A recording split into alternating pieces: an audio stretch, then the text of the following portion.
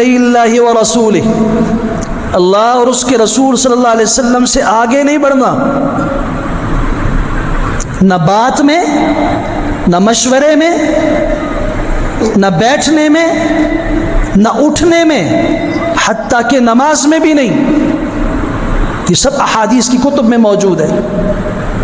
کیا کیا جائے؟ ابو بکر صدیق رضی اللہ تعالیٰ عنہ مصلی پہ کھڑے ہیں، راوی ہیں حضرت سہل بن سعد الساعدی رضی اللہ تعالیٰ عنہ، انصار کے ایک ہیرے صحابی ہیں، مدینہ منورہ کے۔ یہ روایت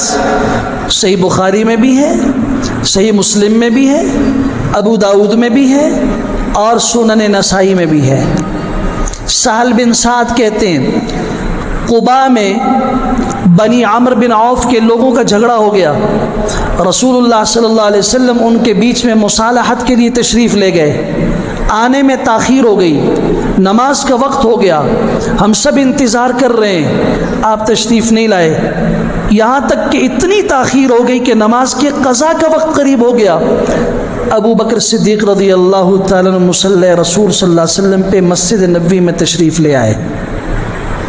اقامت کہی گئی، آپ نے اللہ اکبر کہا، نماز شروع ہو گئی، اتنے میں رسول اللہ صلی اللہ علیہ وسلم تشریف لے آئے، صفوں کو کراس کرتے ہوئے آپ پہلی صف میں تشریف لائے،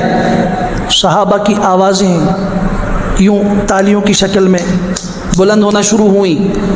اشارہ تھا کہ بھئی حضور صلی اللہ علیہ وسلم تشریف لے آئے۔ جب یہ سب نے ایسا کیا،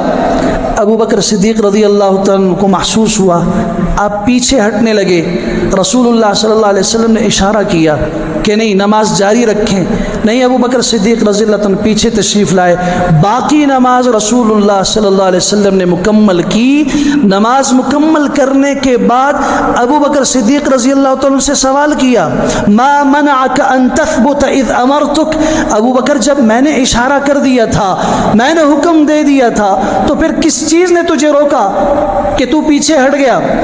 تو ابو بکر صدیق رضی اللہ عنہ کا جملہ دل کی تختیوں پہ لکھ دیجئے، ما کان لابن ابی قحافۃ ان یصلی بین یدی رسول اللہ، یہ کیسے ہو سکتا ہے کہ اس نماز کے اندر رسول اللہ صلی اللہ علیہ وسلم موجود ہوں، اور ابن ابی قحافہ کی ہمت کیسے ہوگی کہ وہ مصلی رسول پہ کھڑے ہو کے امام بن جائے اور نماز پڑھا دے؟